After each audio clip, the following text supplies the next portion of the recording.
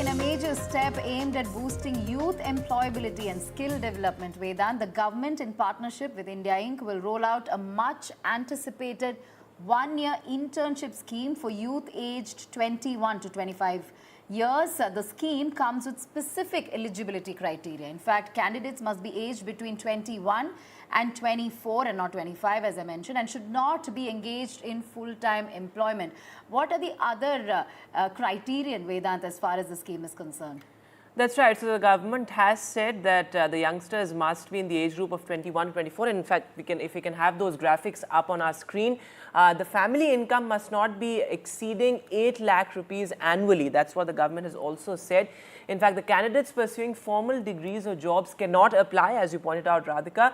Now, the candidates enrolled in online or vocational courses can apply. Now, it's not open for candidates from, premium institutes like the IIT and the IIM.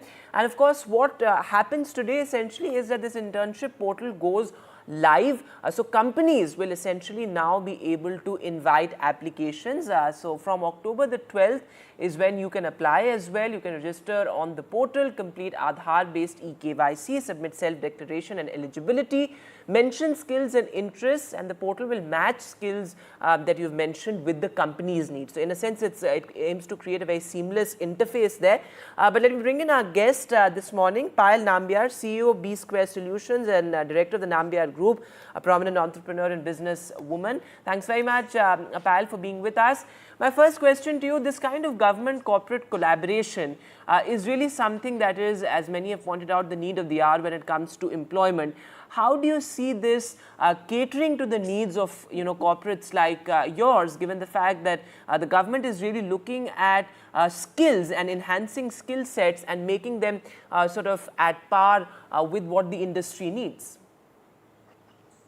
Yeah, thank you so much for this opportunity in the morning. But this is like a great initiative by the government. I think it was actually the need of the hour. This is actually the crucial bridge between, these days, like what we talk about. This had been a big thing that, unemployment had been a great issue in our country.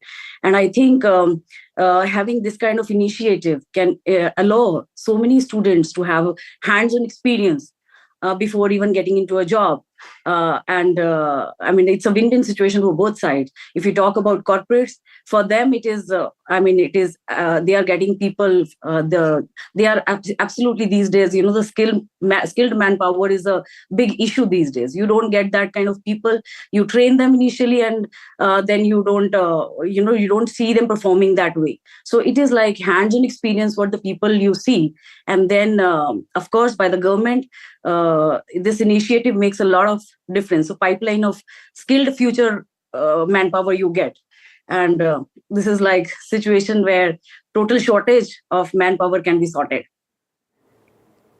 Right, Payal, my next question is, how will your company ensure that, these interns are given meaningful work experiences rather than just administrative tasks? How do you plan to provide mentorship, career development to ensure that, these are, of course, they are interns, but they have to be employable. So how will you ensure these interns, in fact, their experience lead to potential employment opportunities post their internship tenure?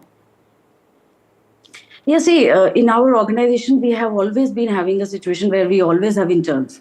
And that's the space we have created always. And this has worked well overall. And, this is also the way the organization can filter out.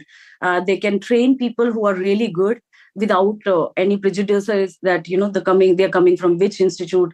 You belong to any kind of place. You come from any kind of institute. It doesn't matter.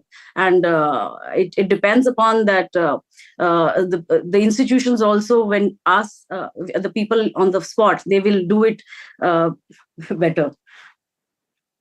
So that's an interesting point that you're making, because I think industry experience is so important, particularly, the youngsters today, they're really looking at sought after startups and companies to get hands-on experience. How do you see that aspect of the internship? As Radhika was also pointing out, many a times we see that in these internships, interns are assigned back-end jobs, and real industry experience or hands-on experience doesn't really happen. So how do you see this program, in a sense, facilitating that sort of hands-on experience, which is so critical, in today's day and age? See, what I find very great in this, that it's also promoted by government. It's not the whole sole responsibility of a corporate. So government is also in anyhow giving some internship to the kids who are coming in the line. And the same time, the students, like when you join in, you come under hands-on experience. Of course, they will be given once they are in.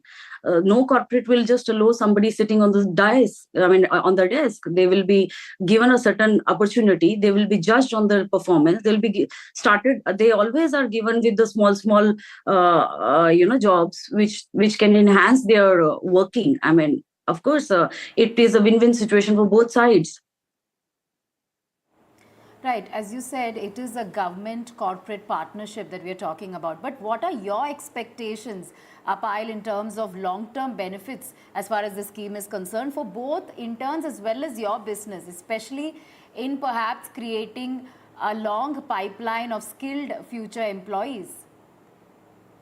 So I think this is, as I said, that this is like, maybe now the government is taking an initiative, but as an organization, we have always been having interns with us. So this, of course, interns, you can choose and you can train them according to yourself. Even at times, you hire people, but they don't know your company's vision, mission. It takes time for you initially, for a few months. You actually, for whatever institution they come from, whatever experience they come from, they take time to get into your system. So in anyhow, when you are absorbing students, they are fresh minds, they are youth, right? They are well trained, they are well skilled, in the sense they have different thought process. So you are also fostering innovation in the working. So I think this is for an organization like us, I think we really promote this in anyhow, because the students come with different thought process. At times they give the ideas which are simply brilliant, and now the kids are getting the platform to to come forward.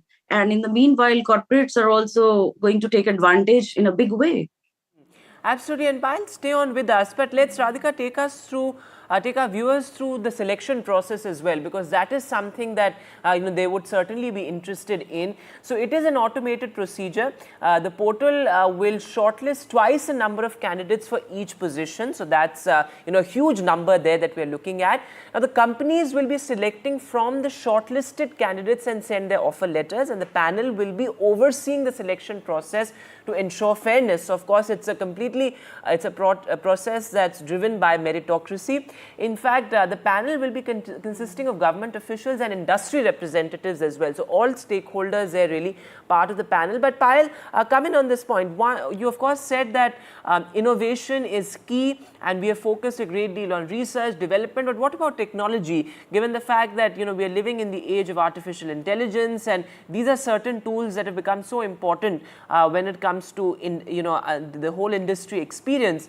How do you look at sort of enabling that sort of skill training as well, as far as interns are concerned?